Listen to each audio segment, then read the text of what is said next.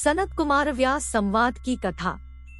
सूत जी कहते हैं, हे मुनियों, इस साधन का महात्म्य बताते समय मैं एक प्राचीन वृत्तांत का वर्णन करूंगा, जिसे आप ध्यानपूर्वक सुने। बहुत पहले की बात है। पराशर मुनि के पुत्र मेरे गुरु व्यासदेव जी सरस्वती नदी के तट पर तपस्या कर रहे थे। एक दिन सूर्य के समान तेजस्वी विमान से यात्रा करते हुए भगवान सनत कुमार वहां जा पहुँचे। मेरे गुरु ध्यान में मग्न थे।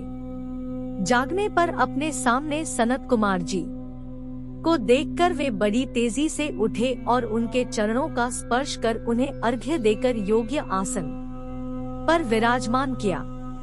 प्रसन्न होकर सनत कुमार जी गंभीर वाणी में बोले, मुनि तुम सत्य का चिंतन करो। सत्य तत्व का चिंतन ही श्रेय प्राप्ति का मार्ग है। इसी से कल्याण का मार्ग प्रशस्त होता है। यही कल्याणकारी है। यह जब जीवन में आ जाता है तो सब सुंदर हो जाता है। सत्य का अर्थ है सदैव रहने वाला। इस काल का कोई प्रभाव नहीं पड़ता। यह सदा एक समान रहता है।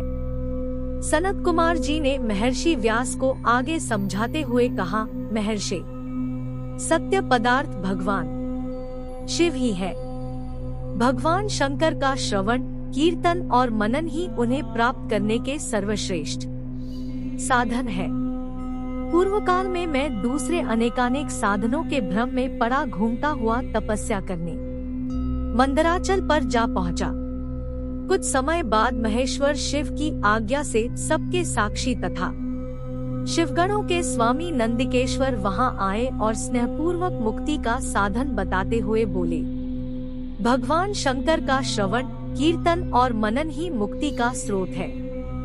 यह बात मुझे स्वयं देवाधिदेव भगवान शिव ने बताई है। अतः तुम इन्हीं साधनों का अनुष्ठान करो। व्यास जी से ऐसा कहकर अनुगामियों सहित सनत कुमार ब्रह्मधाम को चले गए। इस प्रकार इस उत्तम वृत्तांत का संक्षेप में मैंने वर्णन किया है। ऋषि बोले, सूत जी, आपने श्रवण, कीर्तन और मनन को मुक्ति का उपाय बताया है, किंतु जो मनुष्य इन तीनों साधनों में असमर्थ हो, वह मनुष्य कैसे मुक्त हो सकता है? किस कर्म के द्वारा बिना यत्न के ही मोक्ष मिल सकता है?